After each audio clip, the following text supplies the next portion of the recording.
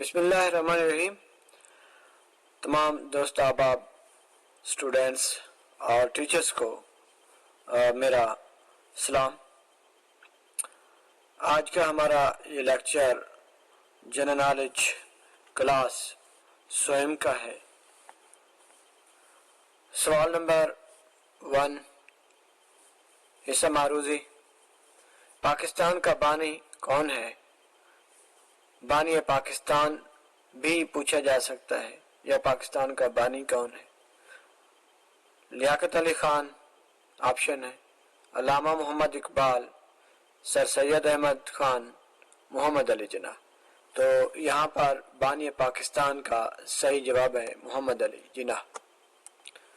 پاکستان کا تصور کس شخصیت نے پیش کیا، یا کون سی شخصیت تصور پاکستان کہلاتی ہے؟ محمد علی جناح، چودھری رحمت علی، فاطمہ جناح، علامہ محمد اقبال۔ تو ہم سب جانتے ہیں کہ تصور پاکستان، مصور پاکستان، پاکستان کا تصور علامہ محمد اقبال نے پیش کیا۔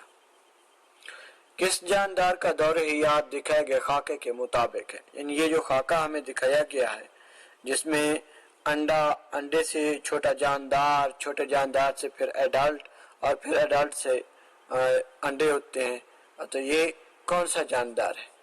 یہ مرغی جو ہے نا، یہ انڈے دیتی ہے، اور اس سے چھوٹا جاندار یعنی چوزا ہوتا ہے، اور پھر وہ چوزا بڑا جاندار بن جاتا ہے، پھر وہ انڈے دیتا ہے۔ تو یہ جو سرکل ہے یہ مرغی کا ہے، یعنی کہ مرغی اس میں صحیح جواب ہے۔ یہ خاکہ جو دور حیات ہے کو ظاہر کرتا ہے، وہ مرغی کا ہے۔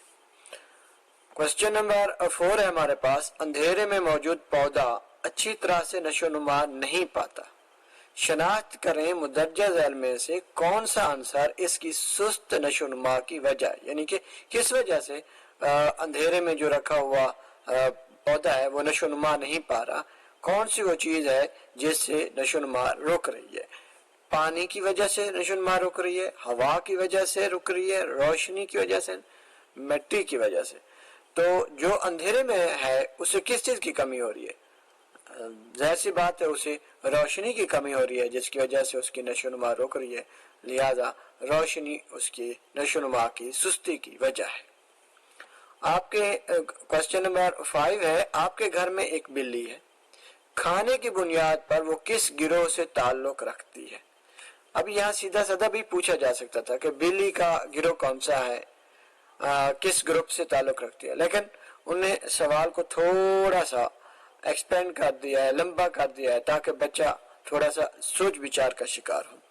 آپ کے گھر میں ایک بلی ہے، اب اس کا سوال سے کوئی تعلق نہیں ہے، لیکن سوال کا تعلق کھانے کی بنیاد پر وہ کس گروپ سے ہے، اس سے سوال کو لمبا کر کے ہمیں بچے کو کی مینٹیلٹی کو چیک کیا جا رہا ہے۔ تو یہاں پر ہمارے پاس آپشن ہے، سبزی خور، گوشت خور، ہما خور، پیراسائٹ۔ جو بلی ہے یہ گوشت خور ہے، یہ گوشت کھاتی ہے، یعنی کہ اس کے جو پسندیدہ غذا ہے، ویسے تو اس کو جو چیز بھی ہم ڈالتے ہیں یہ کھاتی ہے، سوائے سبزی وغیرہ کے، یعنی کہ دوسری چیزیں بھی کھاتی ہے جیسے کھانا وغیرہ، بٹ یہ اس کی پسندیدہ غذا نہیں ہے، پسندیدہ غذا اس کی گوشت ہے، گوشت خور ہے۔ بہرحال کیٹاگرائزیشن میں ہم جب جاتے ہیں تو بلی کو گوشت خور میں ڈالا جاتا ہے، یہ بطور گوشت خور تصور کی جاتی ہے۔ مندرجہ ذیل میں سے پودوں کی صحرائی مطابقت کون سی ہے؟ صحرا کا پودا جو ہے نا، یا ان میں سے کون سا، یعنی کس قسم کا جو صحرا والا پودا ہوگا وہ کس قسم کا ہوگا؟ پتلا تنا ہوگا اس کا، ہموار چھال ہوگی، چھوٹی جڑیں ہوں گی، یا کانٹے دار پتے ہوں گے؟ تو جو صحرا کے پودے ہوتے ہیں ان کے پتے کانٹے دار ہوتے ہیں، یہ ان کی نشانی ہے۔ مندرجہ ذیل میں سے کون سا جانور گھاس کے مسکن سے تعلق رکھتا ہے؟ زیبرا، مچھلی، پینگوئن، اونٹ۔ تو یہاں پر جو زیبرا ہے یہ گھاس کے مسکن سے تعلق رکھتا ہے، یہ گھاس پر رہتا ہے، یہ گھاس والا جانور ہے۔ اب جہاں تک مچھلی کا تعلق ہے تو یہ پانی کی ہے، پینگوئن بھی یہ پرندہ ہے، یہ بھی زیادہ تر پانی وغیرہ کے علاقے میں رہتا ہے، اور جو اونٹ ہے یہ صحرائی ہے، تو اسے ज़रूर घास की ज़रूरत होती है, लेकिन इसका मस्कन घास नहीं है, ये सहराई इलाकों में रहता है। सेहतमंद ज़िंदगी के लिए दर्ज झैल तमाम चीज़ों की ज़रूरत होती है, सिवाय ये जो चीज़ें दी गई हैं। ये सवाल थोड़ा सा और तरीके का किया गया, यानी सीधा सवाल नहीं है, नेगेटिव अंदाज में किया गया।